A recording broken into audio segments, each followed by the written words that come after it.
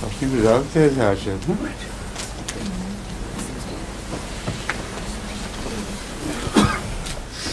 आज डॉक्टर साहब नहीं आए, डॉक्टर मुजीबुल हक साहब आ जाते हैं।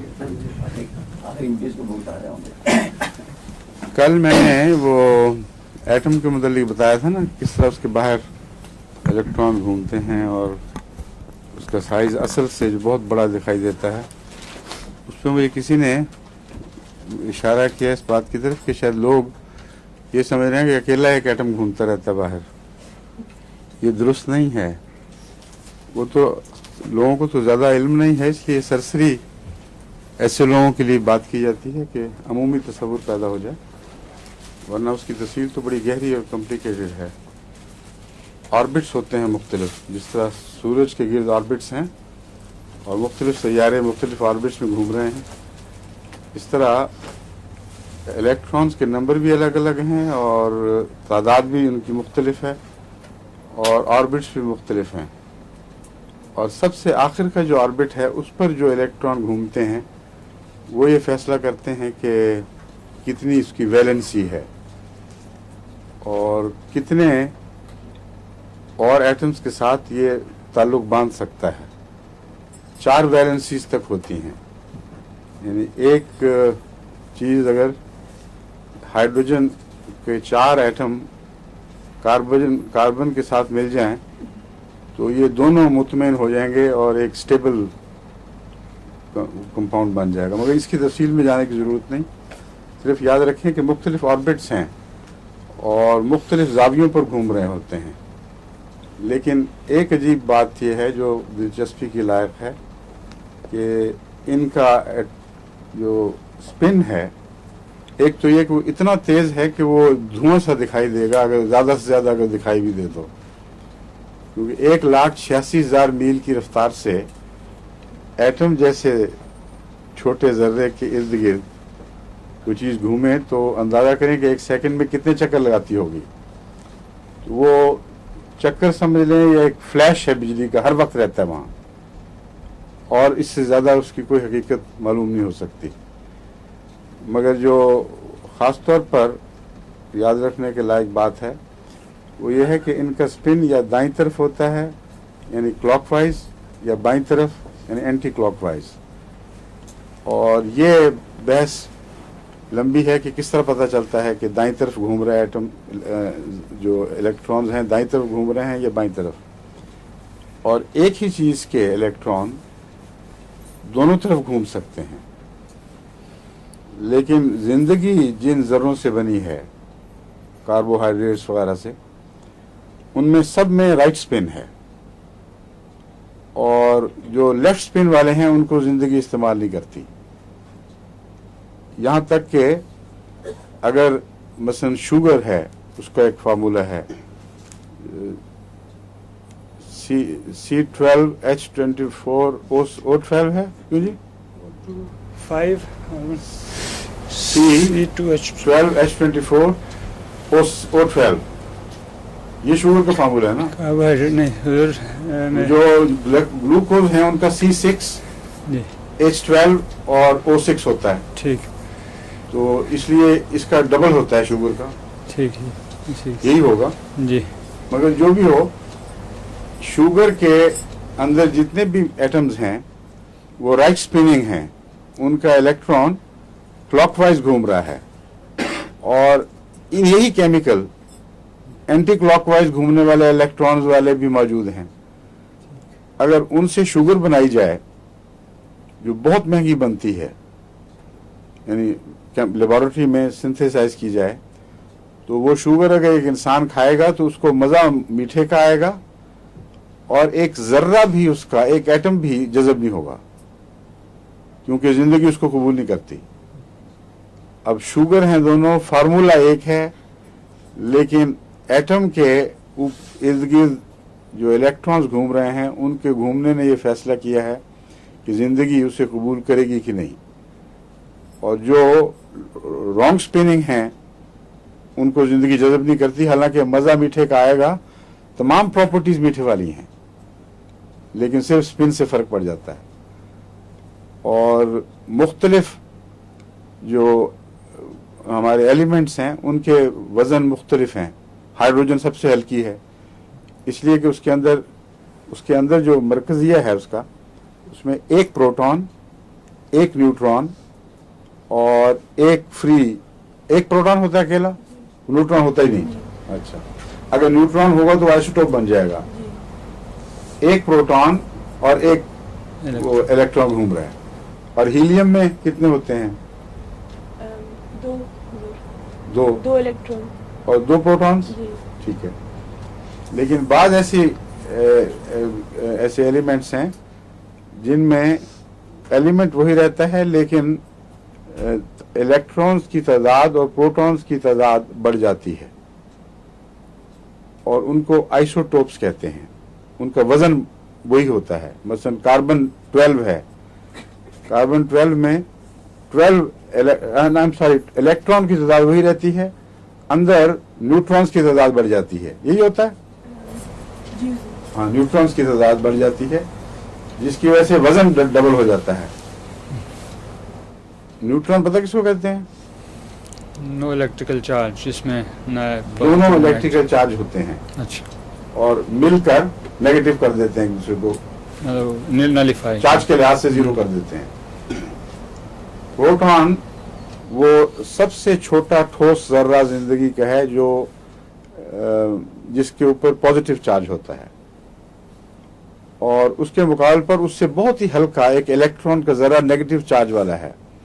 प्रोटॉन अगर मरकज में एक होगा तो उसके गिर्द उसी की कशिश से इलेक्ट्रॉन उसके गिर्द घूमेगा। अगर वो क्लैप्स हो जाए इलेक्ट्रॉन, तो प्रोटॉन को न्यूट्रॉन बना देगा। बस मुख्तलिफ जो वजन किए जाते हैं कि फलां चीज का इतना वजन है, फलां चीज का इतना वजन है, उसको प्रोटॉन जमा न्यूट्रॉन के वजन से नापा जाता है। और जहां तक उसका केमिकल शक्ल का ताल्लुक है, क्या चीज है वो सिर्फ प्रोटॉन से पता चलती है। मसलन कार्बन मैंने बताया ना, उसके 12 प्रोटॉन्स हैं अंदर और 12 इलेक्ट्रॉन उसके गिर्द घूम रहे हैं। अगर 2 न्यूट्रॉन्स और हो जाएं उसमें, तो वजन उसका दो हिस्से बढ़ जाएगा, क्योंकि प्रोटॉन न्यूट्रॉन का वजन करीबन बराबर ही होता है, इलेक्ट्रॉन का तो वजन कोई होता ही नहीं करीबन। उसको कहेंगे कार्बन 12 ना कार्बन 14, यानी उसको 12 की बजाय उसके अंदर 14 मरकज़िये मौजूद हैं, और उसी निस्बत से उसका वजन बढ़ जाता है। इसमें हो सकता है मेरी याददाश्त की वजह से कुछ पुरानी बातें पड़ी हुई हैं, गलती हो गई हो, तो इसलिए ना इसमें घबराने की ज़रूरत है ना दुरुस्ती की ज़रूरत है। जिसको शौक होगा वो देख लेगा, मगर अमूमी तस्वीर यही है जो मैं बता रहा हूँ कि हर मादे का अपना एक वज़न है, और उसका वज़न बदलने के साथ ज़रूरी नहीं कि उसकी सिफात बदल जाएं, यानी उसकी हैसियत, उसकी ज़ात बदल जाए। अगर प्रोटॉन्स बदलेंगे और उसके मुताबिक इलेक्ट्रॉन्स भी बदलेंगे तादाद के लिहाज से, तो एक एलिमेंट दूसरी एलिमेंट में तब्दील हो जाएगा। मसलन मरकरी और गोल्ड में एक प्रोटॉन का फर्क है, अगर एक प्रोटॉन जायद कर दिया जाए या कम कर दिया जाए तो मरकरी गोल्ड में, गोल्ड मरकरी में तब्दील हो जाता है। इसी तरह नीचे से ऊपर तक इन्होंने टेबल बनाई हुई है। जो बहुत हैवी एटम्स हैं उनमें सबसे ज्यादा प्रोटॉन्स और उतने ही तादाद में इलेक्ट्रॉन्स होते हैं, वो एटॉमिक बम बनाने में इस्तेमाल होते हैं। और एटॉमिक बम में होता यह है कि जिस तरह आप चूड़ी तोड़ें तो एक होता है ना, चूड़ी में कहते हैं इसकी मोहब्बत निकाली बीच में से, टुकड़ा एक टूट के बीच में रह गया, वो जो बीच का टुकड़ा है वो ज़िया हो जाता है, एनर्जी बन जाता है। मसलन एक एटम का वजन 96 है फर्ज करें, जिसका मतलब है उसका जो मरकजिया है वो 96 जर्रे रखता है, बहुत बोझल है। उसको अगर आप तोड़कर 2 छोटों में तब्दील कर दें तो एक बन जाए 30 और दूसरा बन जाए 61, तो क्या मतलब बना इसका? कितना बीच में से जाया हो गया? 5। तो जो 5 हैं वो बीच के जर्रे, वो ना इधर गए ना उधर गए, वो फ्री एनर्जी में तब्दील हो जाते हैं, और वो एटॉमिक बॉम्ब की एनर्जी है। एटॉमिक बॉम्ब से ज्यादा सख्त एनर्जी हाइड्रोजन बॉम्ब की है। उसमें हाइड्रोजन का फ्यूजन होता है, और वो एक अलग बहस है कि उससे क्यों ज्यादा एनर्जी हाथ आती है और क्यों ज्यादा खतरनाक है, मगर वो करीबन सब का सब डिस्ट्रॉय हो जाता है। और उससे एलिमेंट जो बनते हैं उसमें जो बची हुई एनर्जी का क्वांटम है वो एटॉमिक बम की दूसरी एनर्जी से ज्यादा होता है। तो ये अंदरूनी तस्वीरें हैं जिंदगी की। अब ये जो लोहा है, इसको ये हाथ लगाया मैंने, कितना सख्त है। ये लकड़ी नाखून से छिलेगी भी नहीं, लेकिन इसका हर जर्रा अंदर से खोखला है, और इतना खोखला है कि जैसा कि मैंने बयान किया, एक हॉल के गिर्द मक्खी घूम रही हो या बहुत सी मक्खियां घूम रही हो, और उनकी जो बैरूनी सतह है घूमने की, वो इसका साइज बना रही हो। अगर वो मक्खी क्लैप्स करके खुलिये पे आ पड़े, अपने मरकजिये पे आ पड़े, तो हॉल एक मक्खी के बराबर हो जाएगा। बीच में सब खला है। ये जो खला वाला बड़ा हुआ हुजम है, ये हम देखते हैं, और इसी हुजम की वजह से, मगर इसमें इतनी तेजी है उसके उनके घूमने में, और इतनी सख्त ताकत है उसको रेजिस्ट करने की कि आप किसी जगह भी उंगली लगाएं तो पत्थर की तरह सख्त चीजों में और नरम चीजों में कुछ नरम, लेकिन उनकी बैरूनी सतह को आप चीर के अंदर नहीं जा सकते। नरम से नरम चीज भी हो, वो इसलिए नरम होती है कि उनके आपस के खला होते हैं बाहर के, अंदरूनी तौर पर उसको आप पेनिट्रेट नहीं कर सकते। क्योंकि ये जो एटम का शेल है, ये अल्लाह ताला फरमाते हैं हमने अतखना कुल्ला शैन, हमने जो तख्लीक की है उसमें हर चीज को अतखन किया है। अतखन का मतलब है नहायत ठोस और मजबूत और इम्परवियस बनाया है, उसके अंदर कोई चीज नफूज नहीं कर सकती। समझ गया? ये है सूरत। तो ये तफसीली लेक्चर देने का मेरे जहन में कोई ख्याल नहीं था, ना कोई इसकी तैयारी की है। मैं सिर्फ ये बताना चाहता हूँ कि पहले चूंकि सरसरी जिक्र गुजरा था, मुझे किसी ने कहा कि शायद लोगों को बहुत ही ज़्यादा सरसरी ख्याल आया हो, तो कुछ इसकी वजाहत हो जानी चाहिए। अब ये मुख्तलिफ एटम्स जो जिस तरह मैंने बताया साइज रखते हैं, अगर ये सूरज क्लैप्स कर जाए मिसल अपनी ज़ात पर, और इसके सब खला दूर होकर तमाम इलेक्ट्रॉन प्रोटॉन से मिल जाएं, तो सूरज का एक ड्वार्फ बौना बन जाएगा, जो सूरज के मुकाबले पर इतना छोटा होगा कि आप दौड़ के उसके गिर चक्कर भी लगा सकते हैं। और इसी से फिर अगले कदम के ऊपर जाके ब्लैक होल्स बनते हैं। पहले ड्वार्फ स्टार्स बनते हैं जिनमें एटॉमिक स्ट्रक्चर कोलैप्स कर जाता है, फिर एटम्स एक दूसरे को घूंट कर उन पीस डालते हैं, जो अंदर उसके जो भी खुदा तआला ने अंदर रखे हुए खला, वो भी इसके इतना जोर के साथ एक दूसरे में गायब होते हैं कि धंसते हैं कि गायब हो जाते हैं। और अगर उसका एक छर्रा ब्लैक होल का जमीन के साथ तोला जाए एक तरफ, तो जमीन उसके सामने यूं उछल जाएगी, यूं हल्की हो गए कि उसकी कोई हैसियत नहीं। वहां एक छर्रा होगा और इस तरफ वो जमीन, लेकिन ऐसी कोई चीज ही नहीं जिसपे वो छर्रा रखा जा सकता हो। ये फर्जी बातें हैं लेकिन हकीकत है, हिसाबी तसव्वुर से आ सकती है लेकिन वैसे हकीकत है। तो इस पहलू से अब आपको होम्योपैथी की स्टडी करनी चाहिए कि खुदा की कायनात कितनी हैरत अंगेज और लतीफ़ दर लतीफ़ है। और ये एटम जो है छोटे से छोटा, ये भी होम्योपैथिक दवा में बाकी नहीं रहता जब हम उसको पोटेंटाइज कर देते हैं। बस जो रहता है वो अल्लाह बेहतर जानता है वो क्या चीज है। ट्यूबरकुलिनम बोविनम, ये बर्नेट ने सिल के मादे से दवा बनाई थी, उसका नाम ट्यूबरकुलिनम है, और बर्नेट ने सबसे ज़्यादा इस पर काम किया है, और उसी के हवाले से आगे फिर होम्योपैथ इसके असरात की बातें करते हैं। और कैंट ने भी इसको दवा को बहुत अहमियत दी है। इसकी जो बुनियादी सिफ़ात हैं वो आपको याद रखनी चाहिए। इससे आपको दूसरी सिर्फ इससे बरह रास्त ताल्लुक़ वाली बीमारियों में नहीं बल्कि दूसरी बीमारियों में भी बहुत मदद मिलेगी। नोजोड कहेंगे इसे? ये नोसोड है, नोजोडियम। हाँ, नोजोड का मतलब है कि किसी बीमारी के गंदे मादे से, उसके ताफुन से कोई दवाई बनाई जाए और उसको अगर बहुत ही ज़्यादा लतीफ़ कर दिया जाए, होम्योपैथिक में तब्दील कर दिया जाए, तो असल गलाजत या गंदगी का कोई ज़र्रा बाकी नहीं रहता, लेकिन उसकी याद एक ताकत बनकर मौजूद हो जाती है। इसलिए उससे फिर उस वैसी बीमारियां, मिलती जुलती बीमारियां दूर करने में मदद ली जाती है। समझ गए?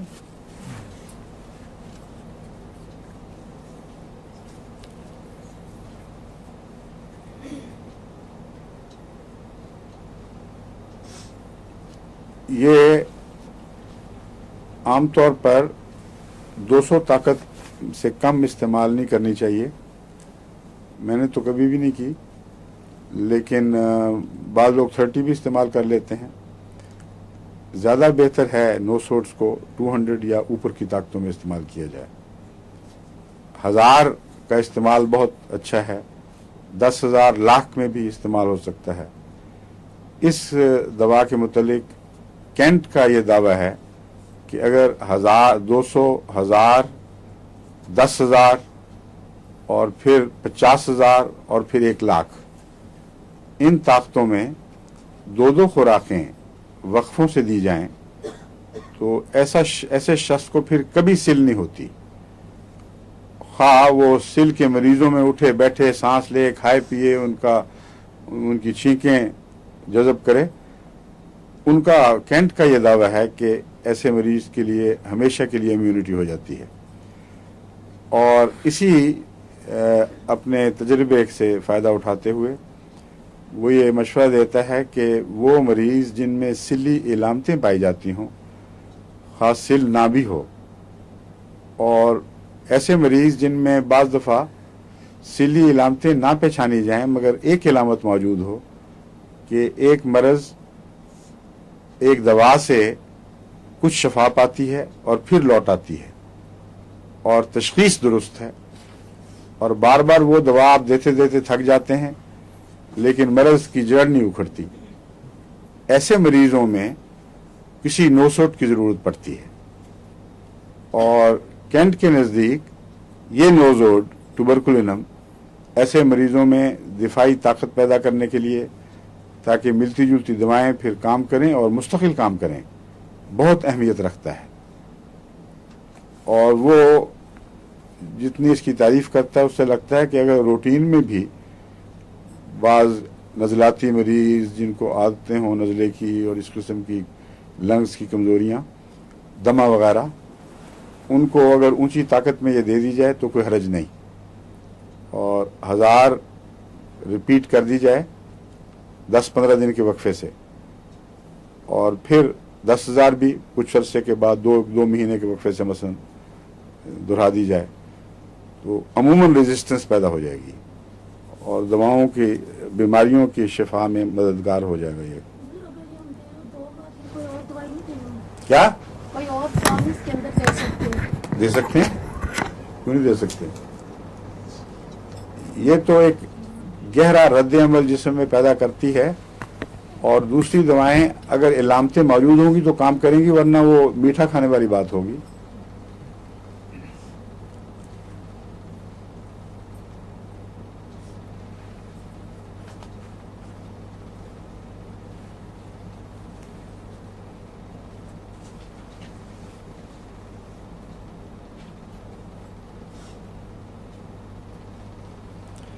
इसको वो एंटीसोरिक लिखते हैं डॉक्टर्स। एंटीसोरिक क्या होता है जल्दी अमराज में जी? सोरा कहते हैं, सोराइसिस से लफ्ज बना है। जल्दी अमराज जिल्दी अमराज, वो जिल्द पर जाहिर हों या अंदर हमला करें, लंग्स पर जाहिर हों, वो सारी सोरिक अमराज कहलाती हैं और इसको एंटीसोरिक कहा जाता है। लेकिन बर्नेट इसको इसरार करता है कि इसको अपनी ज़ात में एंटी ट्यूबरकुलर की कैटेगरी में दाखिल करना चाहिए। वो कहता है ये अपनी ज़ात में एक कैटेगरी है। तो आमतौर पर होम्योपैथ 3 तकसीम में करते हैं, एंटीसोरिक, एंटीसाइकोटिक और एंटीसिफिलिटिक। वो समझते हैं कि दुनिया में जितनी भी बीमारियां हैं उनके अंदर इन बीमारियों का कोई न कोई दखल मौजूद है और मरीज को शफा देने के लिए कभी एक की कभी दूसरे की ज़रूरत पड़ती है। और बहुत सी दवाएं हैं जो तकसीम हो गई हैं इन क्लासेस में। एंटीसाइकोटिक वो दवाएं हैं जिनका सुजाकी अमराज से या गोनोरिया से ताल्लुक़ हो और वो बीमारी हो या ना हो उसके बदअसरात नस्लन बदा नस्लन भी कहते हैं मौजूद रहते हैं। उनका इलाज एंटीसाइकोटिक दवाओं से करना पड़ता है, फिर दूसरी मर्ज़ें इलाज के लिए आसान हो जाती हैं। एंटीसिफिलिटिक, सिफिलिस वाली बीमारियां जो उनको किसी ज़माने में बाज़ दफ़ा यूरोप में और अमेरिका में ऐसे अदवार आए थे कि कम बेश हर शख्स को सिफिलिस हो गई थी, क्योंकि बदअखलाकी आम थी और सिफिलिस की बीमारी बड़ी मोहलिक और तेज़ी से फैलने वाली है।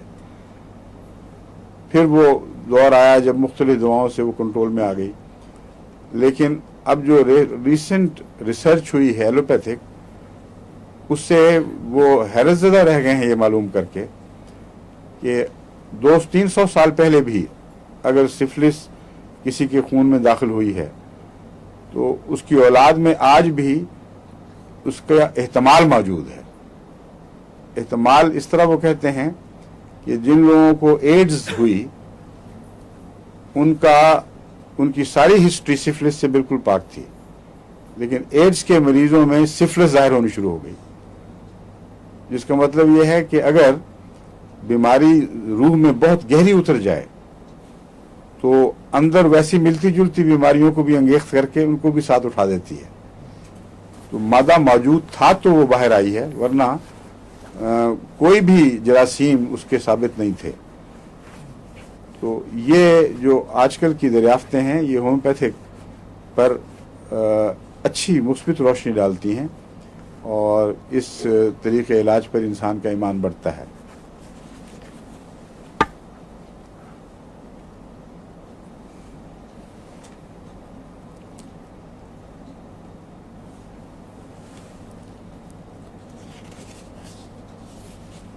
एक चीज़ जो इसमें मौजूद है सिर्फ लेकिन कम इस्तेमाल हुई है बाहर, वो है इंटरमिटेंट फीवर, जिनमें सबसे नुमायाँ मलेरिया है। इंटरमिटेंट उन बुखारों को कहते हैं जो मौजूद रहते हैं जिस्म में, लेकिन वक्ती तौर पर दब के ज़ीरो हो जाते हैं, यानी अपने टेम्परेचर जो इंसान का जिस्म का है अगर वो 98.6 है मसलन, तो वहाँ तक पहुँचकर उससे भी नीचे बुखार उतर जाता है और डॉक्टर या देखने वाला समझेगा कि बुखार ने पीछा छोड़ दिया। लेकिन दोबारा फिर 1 दिन बाद या 2 दिन बाद या 3 दिन बाद, बाज़ दफ़ा इससे भी ज़्यादा वक्फों में 4 दिन के वक्फे भी होते हैं मलेरिया में, वो दोबारा आ जाता है। इसको कहते हैं इंटरमिटेंट, पीछा छोड़कर फिर दोबारा अंदर से ज़ाहिर हो जाए। ऐसे बुखारों में ये दवा बहुत मुफीद है अगर दूसरी रोज़मर्रा की दवाएं पूरा काम न करें। मलेरिया के सिलसिले में मैंने आपको बताया था, कौन सा इलाज बताया था बहुत अच्छा है। एक आर्नी का ऊंची ताकत में प्रिवेंटिव के तौर पर इस्तेमाल होता है। दूसरा आर्सेनिक 1000 में या छोटी ताकत में भी मलेरिया में बहुत मुफीद है। अगर मलेरिया टूट रहा हो जब पहला बुखार, उस वक्त दिया जाए। और उसके अलावा और कौन सी दवाएं बताई थी? ब्रायोनिया रस्टॉक्स 200 में एक दूसरे के बाद दिया जाए जब इब्तदा में अलामतें ज़ाहिर हों और जिस्म में दर्दें और हड्डियां कच्ची कच्ची और खाने को दिल न चाहे, हल्की हल्की मतली, ये अलामतें पैदा हों तो ब्रायोनिया और रस्टॉक्स को बार बार देने से अक्सर औकात वो मलेरिया बनता ही नहीं और शुरू में ही वो मरीज ठीक हो जाता है। ये जो दवाएं हैं, ये और भी हैं बहुत सी जो मलेरिया में काम आने वाली हैं। अगर वो दवाएं काम करें और फिर दोबारा मरज दोबारा वापस आए, फिर काम करें और पीछा ना छोड़े मरज, तो उसके लिए ये दवा बेहतरीन बताई जाती है। यानी ट्यूबरकुलिनम ऐसे मरीजों को मलेरिया से कुलियतन बचाने के लिए, मुकम्मल शफा देने के लिए बहुत अच्छा असर रखती है। लेकिन बाज़ डॉक्टर मलेरिया के दौरान आमतौर पर भी कहते हैं कि ये दवा मलेरिया तोड़ है। मुझे इसका ज़ाती तजर्बा कभी नहीं हुआ, लेकिन सुनने वाले सुन के तजर्बा कर सकते हैं।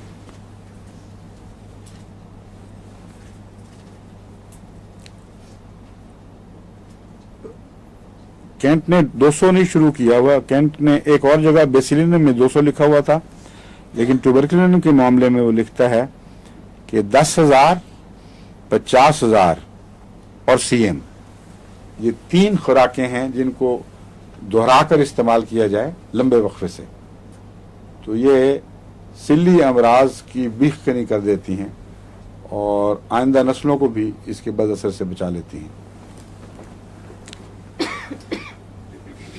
एडेनॉइड्स में भी बहुत मुफीद है ये। ट्यूबरकुलर ग्लैंड्स जो यहाँ दाएं भी, जिसको हम खिंजीरें कहते हैं उर्दू में, उनके लिए भी ट्यूबरकुलिनम बहुत मुफीद है। और भी दवाएं काम आ सकती हैं, मगर ट्यूबरकुलिनम से बात शुरू करनी चाहिए।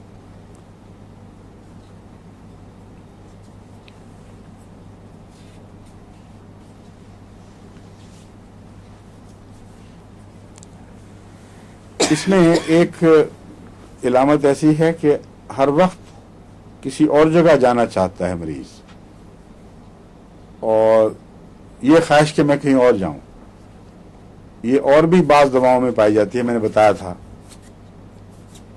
किसमें? आर्निकम, ठीक है।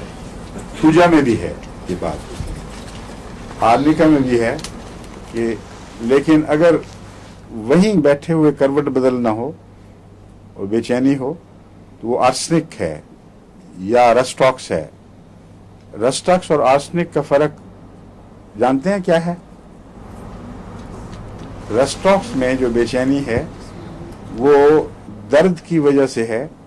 एक करवट जब इंसान लेटता है तो कुछ देर में वहां दर्द ठहर जाती है और हरकत से उसको कुछ सुकून मिलता है, तो वो करवटें बदलता है या जगह बदलता है अपनी ठहरी हुई दर्द को मुंतशिर करने के लिए।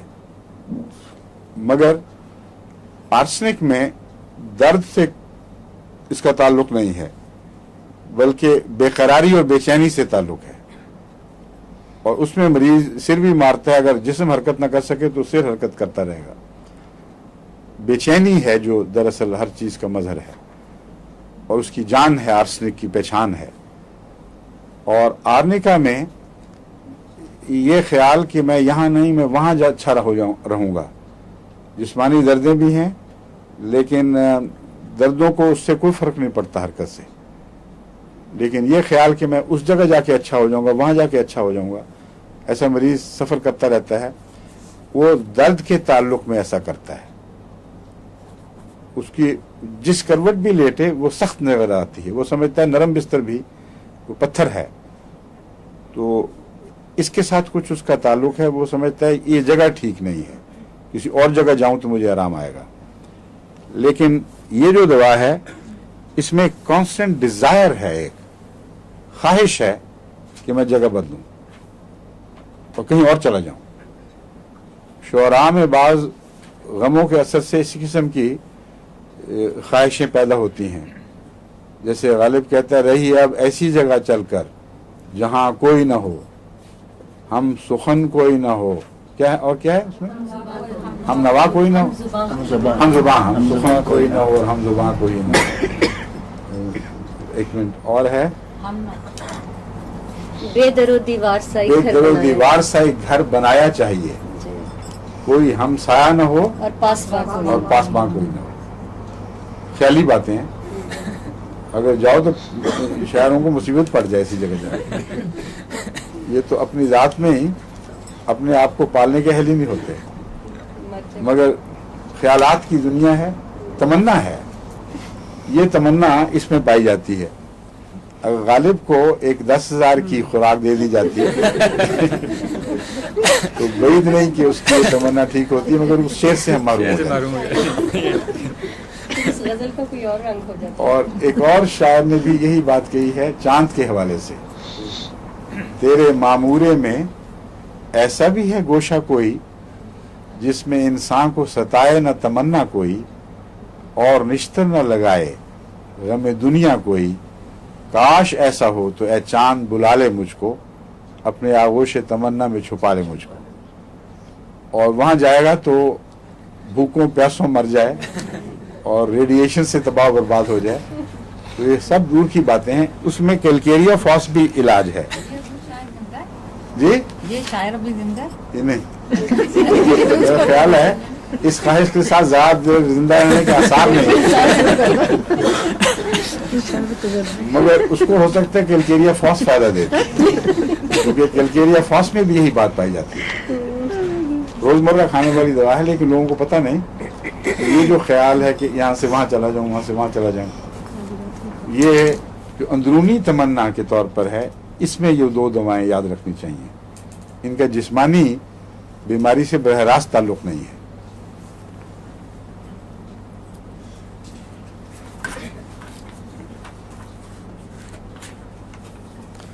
एक और बात याद रखनी चाहिए कि बहुत से सिल के मरीज पागल हो जाते हैं और सिफिलिस के मरीज भी बहुत से पागल हो जाते हैं।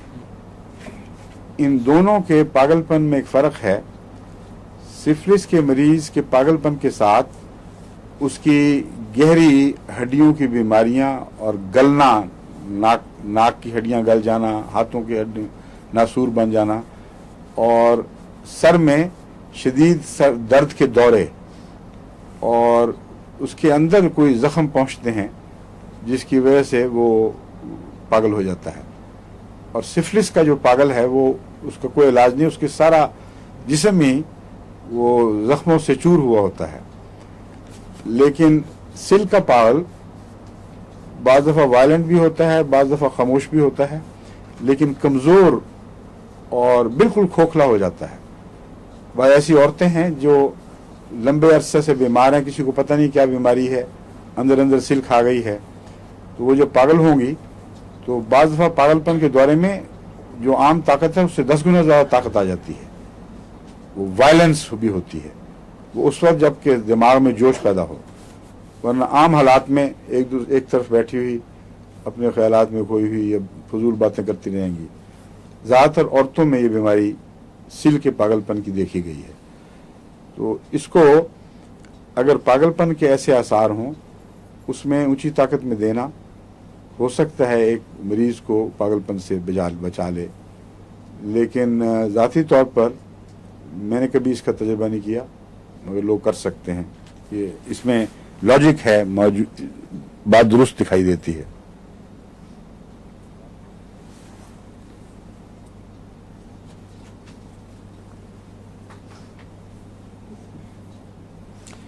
किलकेरिया के साथ इसकी सिर्फ वो बाहर जाने की या दूसरी जगह जाने की तमन्ना मुश्तरक नहीं, बल्कि बहुत सी बातों में ये किलकेरिया से मिलता है ट्यूबरकुलिनम, जिसका मतलब है किलकेरिया में भी गहरे ट्यूबरकुलर आसार पाए जाते हैं। और इस पहलू से किलकेरिया कार्प का जब आप मुताला करते हैं तो सल्फर से भी आगे है वो दवा। जहाँ सल्फर काम करना छोड़ दे वहाँ किलकेरिया कार्प उस काम को आगे बढ़ा देती है। तो हड्डियों के साथ गहरा ताल्लुक है।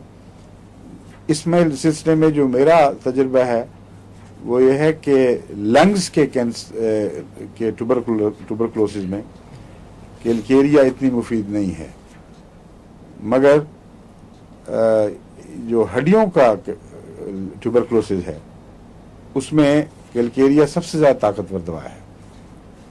लंग्स में एक फ़ायदा ये पहुंचा देती है कि अगर कैलकेरिया दिया जाए तो जो ट्यूबरकुलर मादे लंग्स में मुख्तलिफ जगह मौजूद हैं उनके इर्द गिर्द ये अंडे की तरह एक खौल सा बना देती है। उस खौल के नतीजे में उसके सिली मादे को बाहर निकलकर दूसरे सेहतमंद लंग्स के हिस्से को जख्मी करने की तौफीक नहीं मिलती और वो इस तरह अंदर बंद होकर रह जाते हैं। लेकिन हड्डियों में एक केस तुम्हें तो यकीनी तौर पर इसको मैंने इस्तेमाल करके देखा है, उसको क्योर हुई है अल्लाह के फजल से। इसलिए हड्डियों के मामलात में अगर सिली मादा हो तो उसमें कैलकेरिया इस्तेमाल करके देखनी चाहिए। कैलकेरिया वैसे ही हड्डियां अगर अंदर से खाई जा रही हों, करोड हो रही हों, घुटनों में चिटक पैदा होती है, और भी दवाएं हैं, मगर कैलकेरिया सल्फर और कैलकेरिया का कम्बिनेशन जो बना हुआ है वो बहुत मौसर है इसमें, और दमवी कैफियतों के लिए भी अच्छा है। कैलकेरिया सल्फ एक और बीमारी के लिए जो बहुत मूजी और तकलीफ दे है, बहुत अच्छी दवा है। बताया था मैंने आपको, याद है?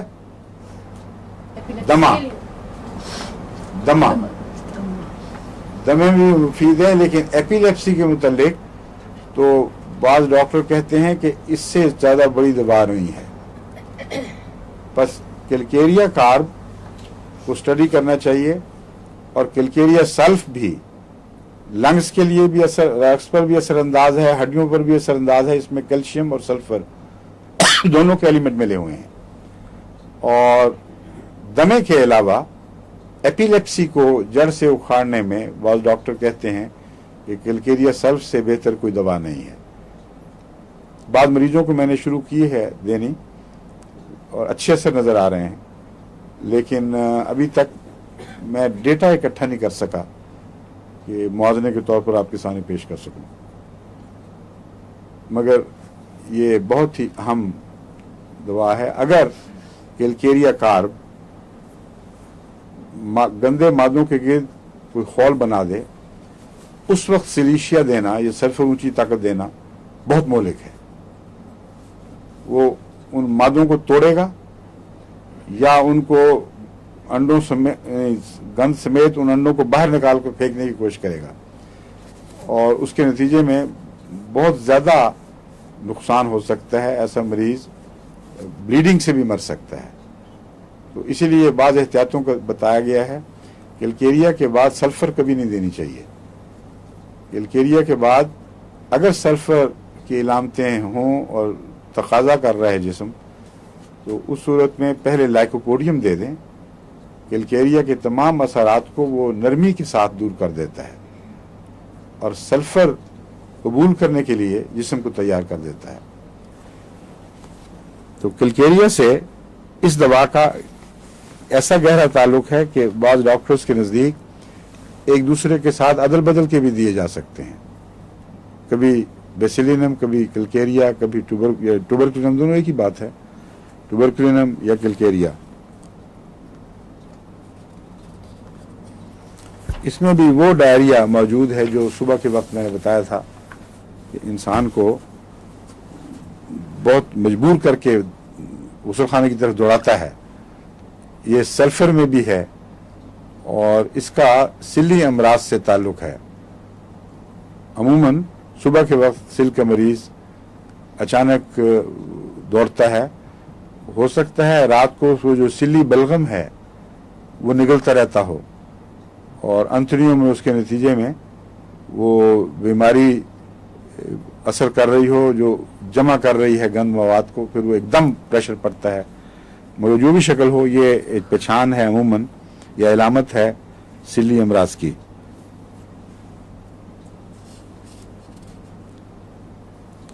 जनरल रिलैक्सेशन یہ اس دوا میں پائی جاتی ہے بہت نمایاں.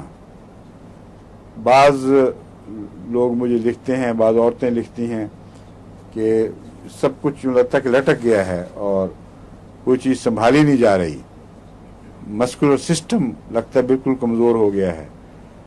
اور یہ اس دوا میں ٹوبرکلینم میں بہت نمایاں طور پر موجود ہے.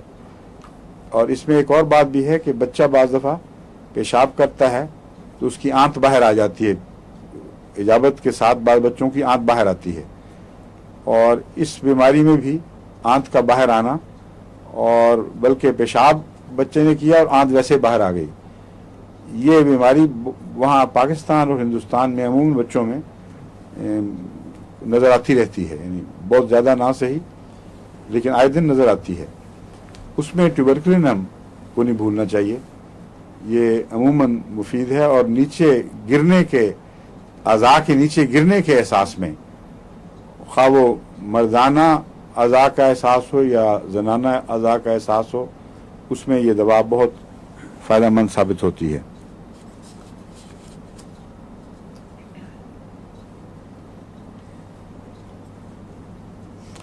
مینسز کی علامتیں ہیں بہت جلدی ہوں, بہت زیادہ ہوں, لمبا عرصہ ٹھہرنے والے ہوں, یا اور تکلیفیں جن کے ساتھ دردیں ہوتی ہیں مینسز میں. ان سب میں مختلف دوائیں مختلف وقتوں میں آپ کو بتاتا رہا ہوں, لیکن یہ دوا جو ہے یہ بھی قابل توجہ ہے, اسے نظر انداز نہیں کرنا چاہیے.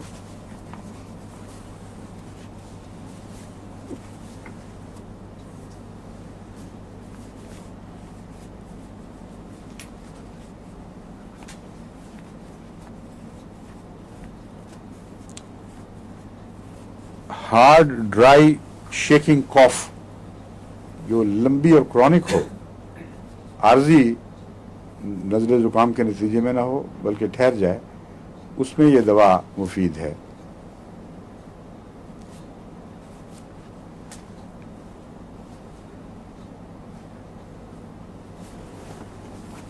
پلسٹیلا بھی ایسی کاف کو نرم کرنے میں کام آتی ہے.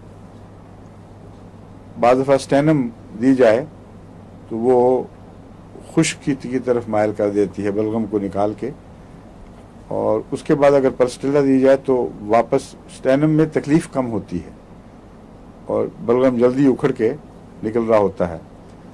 لیکن پلسٹیلا وہ بعض دفعہ اس کے نتیجے میں خشک ہو کر تو اریٹیشن باقی رہ جاتی ہے, کھانسی رہتی ہے, لیکن بلغم نہیں اکھڑتا یا ہوتا ہی نہیں, انفلیمڈ ہو جاتا ہے سب کچھ.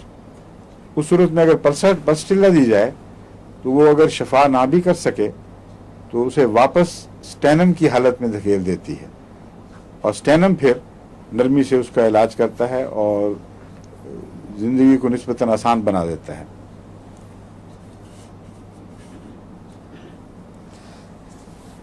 رنگ ورمز ایک بیماری ہے جو کافی تنگ کرنے والی ہے. وہ چھوٹے چھوٹے دانے بن کر ایک چکر سا بنا دیتے ہیں, اور یہ رنگ ورم بالوں میں ہو, سر میں ہو, تو وہاں سے بالکل بالوں کو اتنے حصے کو بالکل اکھیڑ دیتا ہے. اور ایلوپیشیا کی بیماری جس میں بالوں کے گچھے اترتے ہیں, رنگ ورم سے مزاج میں بہت ملتی ہے, خواہ رنگ ورم کے نتیجے میں ہو یا نہ ہو, مگر یہ فنگس کے نتیجے میں غالباً ہوتی ہے. اس کا مزاج رنگ ورم سے بہت ملتا ہے. اس میں آپ کو پہلے نسخہ لکھوا چکا ہوں, لیکن اس میں بھی بیسیلینم میں ضرور دیتا ہوں. اور برنٹ کا یہ خیال ہے کہ رنگ ورم میں بنیادی وجہ سلی مادہ ہے, اور اگر کسی کو رنگ ورم گول چکروں والے ورمز کی بیماری ہو تو اس کو لازماً بیسیلینم یا ٹوبرکلینم دینی چاہیے. جو میں نے رنگ ورم میں دوائیں مفید دیکھی ہیں ان میں یہ بیسیلینم میں ساتھ دیتا ہوں, اور نیکٹرمیور 200 میں بھی میرے تجربے میں ہے کہ رنگ ورم میں کافی مفید ہے اگر اس کے ساتھ ملا کے دی جائے. اس کے ساتھ پھر وہ ٹیوکریم ہے یا پکرک ایسڈ بھی इसमें काफ़ी मुफीद साबित होता है। बाज़ दफ़ा ये दवाएं पूरा काम न करें तो सुराइनम की 1000 की एक खुराक दे दी जाए तो उसके असर से जिल्द में अच्छा रद्द-ए-अमल पैदा होना शुरू हो जाता है और ये दवाएं काम करती हैं।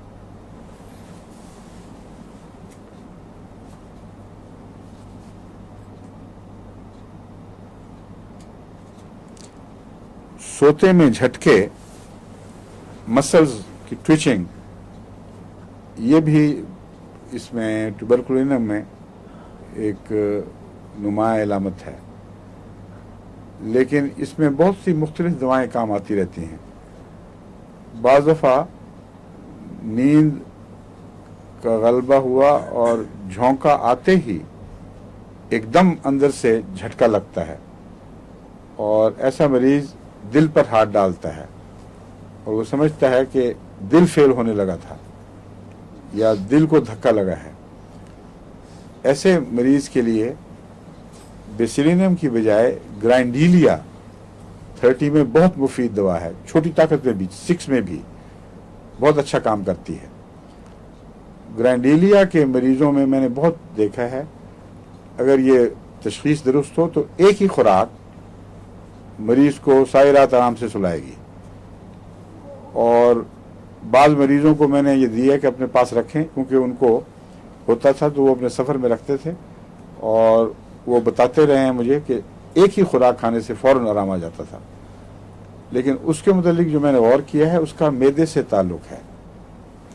मैदे और आसाब, जब मैदे में तेज़ाब ज़्यादा हो और आसाब में तनाव हो तो दोनों के मिलने से ये नींद की ख़ास हालत में झटका लगना, ये इसकी अलामत है ग्राइंडीलिया की। और आम तौर पर डायफ्राम जब धड़क कर दिल की तरफ जाता है तो उस वक्त ये एहसास होता है कि अंदर से कुछ दिल बैठने लगा है, पकड़ा गया है, और ऐसा मरीज फौरन दिल को क्लच करता है, हाथों से पकड़ने की कोशिश करता है और कुछ देर के लिए उसमें जान नहीं रहती। एसिड डेबिलिटी जो मैं बताता रहा हूँ आपको, तेजाबी मादा हो तो जिसमें में कमज़ोरी पैदा होती है, उसका हमला भी साथ ही होता है ऐसे मरीज पर। तो ये बिल्कुल वाज़ेह पहचान है, इसमें अल्लाह के फजल से कभी भी आपको गलती नहीं लगेगी। लेकिन और भी दवाएं हैं, मसलन आर्सेनिक भी बाज़ दफ़ा ग्राइंडीलिया दिया है, मैं रूटीन में नहीं शुरू कर दिया था मैंने, फिर पता चला कि रूटीन में काम नहीं आता। बाज़ मरीजों को आर्सेनिक से ही फ़ायदा हुआ है, बाज़ों को दूसरे दवाओं से। स्टेमोनियम में भी है, लेकिन ट्यूबरकुलिनम में ये अमूमी मिजाज पाया जाता है। इसमें सारे जिस्म को झटका नहीं है, बल्कि जिस्म के मुख्तलिफ उज़लात का धड़कना और झटके लगना, लेकिन वो नींद के साथ है ताल्लुक़। बाज़ मरीज़ हैं जो मैंने आपको बताया था, एक करवट लेटे हैं और दूसरी तरफ धड़कने लग गई है, उस तरफ लेटे हैं तो पहली तरफ धड़कने लग गई है। बाज़ ऐसे हैं जिनमें जिस तरफ लेटते हैं वो तरफ धड़कने लग जाती है और उसमें स्पेज़म आ जाता है। इसकी मिसाल सीवीसी फ्यूजा याद है जी। और दूसरे की मिसाल क्या है जिसमें दूसरी तरफ धड़कती है? शुरू में पढ़ाया था, मुझे याद तो थी लेकिन इस वक्त ज़हन में आ नहीं रही। आम जवाब में इस्तेमाल किया करता था। हैं? नहीं, नून तो उसमें आता है लेकिन सेंग्विनेरिया नहीं है। नहीं, वो शुरू की दवाओं में आपको मैंने पढ़ाई थी। गैरिकस तो नहीं? नहीं। क्या?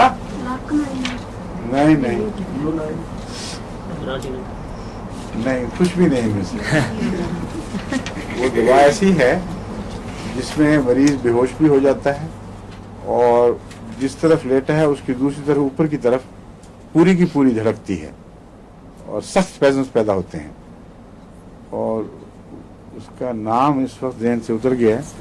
तुम्हें याद नहीं? मैं कहीं पर जी नहीं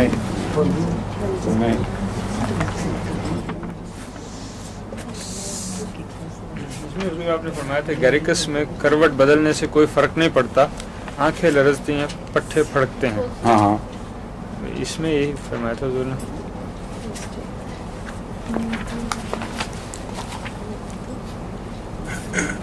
دوا جو ہے وہ جب تک یاد نہیں آئے گی سر کھائے گی.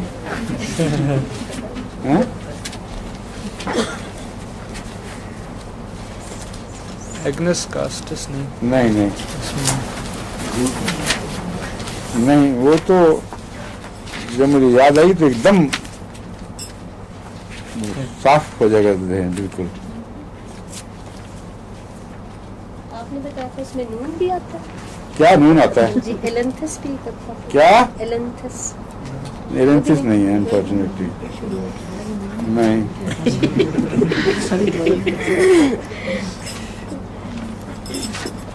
شمبھوکش ناگر بھی نہیں ہے. جی نہیں یہ نہ ہو کہ یاد آئے تو نون ہی نہ نکلے اس میں سے.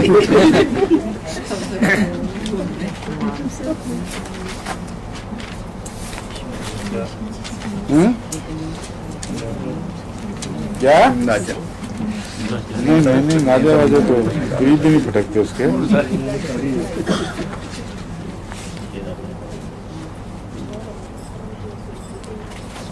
جو میں نے ابتدا میں دعائیں پڑھائی تھی نا انہی میں ہے حضور. ان میں اس پر میں نے بڑی تفصیل سے روشنی ڈالی ہوئی ہے.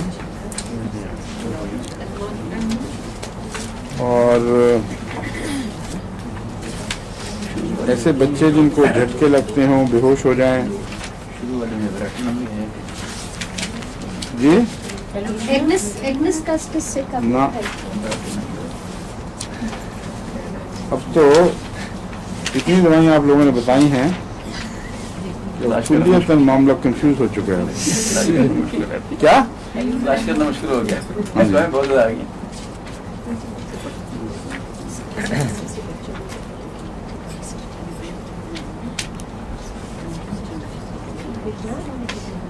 پھر صحیح چلیں. ہاں نہ صحیح ہفتہ صبر کر لیں.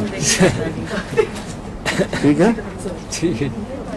میں تو جاتی ڈھونڈ لوں گا لیکن آپ کو ہفتے کے بعد بتانا پڑے گا.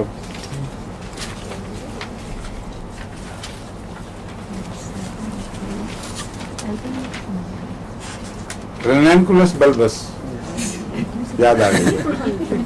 ایک نون نہیں بلکہ دو نون ہیں. کون سی ضرور؟ اچانک یاد آئی ہے. رینینکولس بلبس. نہیں اچھا نام ہی پہلی دفعہ سنا حضور. واقعی نہیں کئی دفعہ جو پڑھا چکا ہوں لگتا ہے آپ نے پہلی دفعہ نام سنا ہے. یہ پہلی دفعہ. اچھا رینینکولس بلبس ہے. ٹھیک ہے بہت اچھا. نکالو رینینکولس.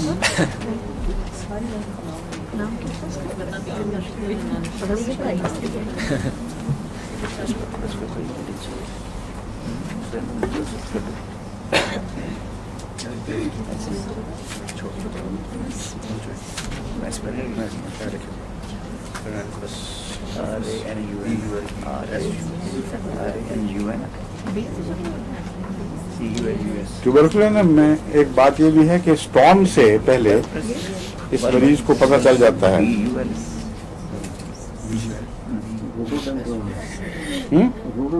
اس میں بھی ہے لیکن اس میں بہت نمایاں ہے.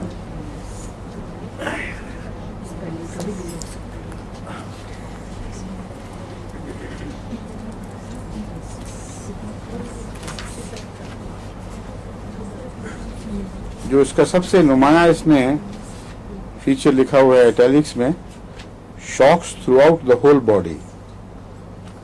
شاکس جس کو وہ ڈسکرائب کر رہا ہے یہ مریض میں نے دیکھے ہوئے ہیں. رینینکولس میں یہ بات ہے کہ جس کروٹ مریض لیٹا ہوا ہے اس کی دوسری طرف پوری ہل رہی ہے جھٹکوں کے ساتھ. تو میں نے پڑھایا نہیں تھا آپ کو پہلے کسی دوائی کے ذکر میں بتایا ہے. دوسری دوائی اچھا اکیلی نہ آتی. نہیں اس کی نہیں تھی دوسری تھی. سنا ہی نہیں نام. نہیں وہ میں کبھی ایسی بات نہیں کہہ سکتا. رینینکولس میں تو باہر نظر آتے ہیں جھٹکے صاف. یہ نام ہی تھا نا دوسرا تھا. نہیں اچھا یہ نہیں بتائی. کچھ ملتی جلتی ہے نام دوسری تھی. پتا تو لگ گیا نا. یہ بدل گیا.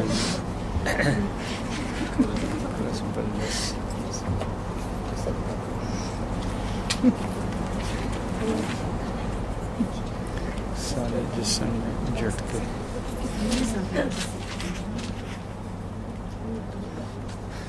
इसमें ज़्यादा बातें नहीं लिखी हुई, उसका जो लिम्स के साथ जो ख़ास इलामत मैं बता रहा हूँ वो इसमें कहीं मिलती नहीं, मगर एक चीज़ इसने दी हुई है नुमाया तौर पर कि झटके लगते हैं, वो मैं आपको बता ही चुका हूँ। ऑलवेज वर्स बिफोर स्टॉर्म, ये भी ट्यूबरकुलिनम था। एसिड्स का मैंने आपको बताया था, म्यूरेटिक एसिड शुरू किया था कि नहीं? दिया था ना जी, एसिड्स का बताया। म्यूरेटिक एसिड में और आर्सेनिक में और फास्फोरस में कुछ चीज़ें मुश्तरक हैं और उनको अलग अलग पहचान ज़रूरी है और आसानी से हो जाती है। ये जब टाइफाइड टाइप के लो फॉर्म के फीवर्स जो कहलाते हैं वो बहुत ज़्यादा कमज़ोरी पैदा कर दें, तो ये कमज़ोरियाँ इन 3 दवाओं के असर से ठीक हो सकती हैं अगर इलामतें मिलती हों। आर्सेनिक में लंबे गहरे बुखार जो गहरी कमज़ोरियाँ पैदा कर दें, उनमें बेचैनी ज़रूर होती है। मरीज़ बहुत कमज़ोर लेकिन सख्त बेचैन, यहाँ तक कि अगर जिस्म ना भी हिलाए तो सर हिलाता रहेगा या आंखें हिलाता रहेगा, बेकरारी उसकी रूह का हिस्सा बन जाती है। एसिड फॉस की इलामत यह है कि एसिड फॉस में कमज़ोरी दिमाग से और आसाब से शुरू होती है और रफ्ता रफ्ता फिर वो मसल्स में उतरती है और मरीज़ दिमागी लिहाज से इतना थक जाता है कि वो तवज्जो बर्दाश्त ही नहीं कर सकता। कुछ देर के लिए, थोड़ी देर में दिल उकता जाता है उसका, वो कहता है नहीं बस करो, मैं थक गया हूँ, पढ़ा लिखा भी नहीं उससे जाता। ऐसे मरीज़ को ज़ोर लगाने से बाज़ दफ़ा सर दर्द भी शुरू हो जाती है। तो एसिड फास का मरीज़ आसाब पहले जवाब देते हैं, सर खोखला हो जाता है और फिर जो जिस्म बेजान हो जाए तो उसमें एसिड फास मुफीद है। एसिड फास अमूमन गंजेपन में भी बहुत मुफीद है। अगर ये अंदरूनी इलामतें कुछ मिलती हों तो सर के बाल झड़ने में एसिड फास को बहुत एक अमल दखल है, उसको रोक देता है। ये एक तीसरी दवाई जो मैंने बताई है वो म्यूरेटिक एसिड है। म्यूरेटिक एसिड की कमज़ोरी जिस्म से शुरू होती है और बहुत देर में दिमाग में मुंतकिल होती है। असाब अपनी जगह मजबूत रहते हैं और जिस्म में जान नहीं रहती, मुंह भी लटक जाता है, जॉज लटक जाते हैं। मरीज़ बिस्तर पे आप तकिए के ऊपर उसका सर बढ़ा कर रखें, वो सिरक कर खुद नीचे उतर जाएगा।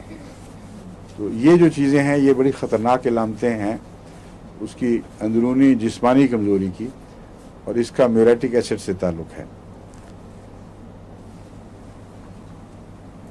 इसमें ऑक्सीपिटल हेडेक इसकी एक नुमाया निशान है, जो पीछे से सर दर्द शुरू होती है और उसकी पहचान ये है कि उसका विजन के साथ भी ताल्लुक़ होता है।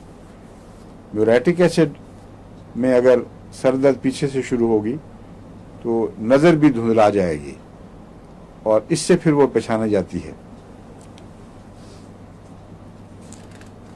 बाज़ दफ़ा बाज़ बीमारियों में नज़र आधी रह जाती है, ऊपर की आधी नहीं देख सकता इंसान, ऊपर का आधा नहीं देख सकता या नीचे का आधा नहीं देख सकता या दाएं या बाएं का आधा नहीं देख सकता। म्यूरेटिक एसिड में अगर ये तकलीफ हो तो ये परपेंडिकुलर है, ये ऊपर नीचे के प्लेन में नहीं बल्कि ऊपर से नीचे लकीर उतरती है, या दाईं तरफ की नज़र रह जाएगी या बाईं तरफ की रह जाएगी, और उसमें म्यूरेटिक एसिड मुफीद है काफ़ी। लेकिन अगर एक तरफ की आँख में थरथराहट पैदा हो जाए और नज़र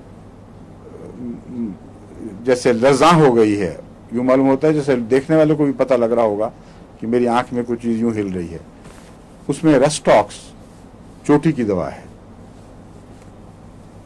200 या 200 ना हो तो 1000 बहुत गहरा असर रखने वाली है और कई ख़तरनाक बीमारियों से बचा लेती है अल्लाह के फजल के साथ। एक ऐसे मरीज़ का मुझे याद है जिसके मुतल्लिक डॉक्टरों ने कह दिया था कि ये नज़र अब खा के बैठेगी, ये ऐसी बीमारी लग गई है कि हमारे पास कोई इलाज नहीं, क्योंकि वो लरजने लग गया था।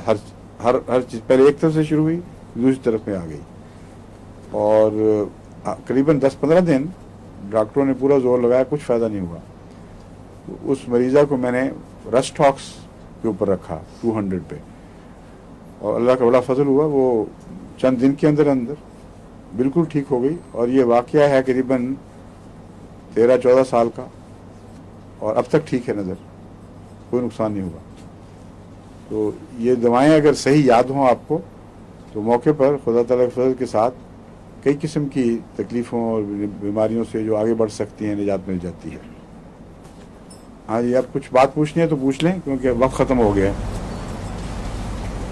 ये जो मैंने आपको बताया था ना यूरिनेटिंग के साथ, वो जो प्रोलेप्स है ट्यूबरकुलिनम का, उसमें गलती से मैंने कह दिया था कि पेशाब के साथ वो आंतें बाहर आती हैं, वो म्यूरेटिक एसिड की अलामत है।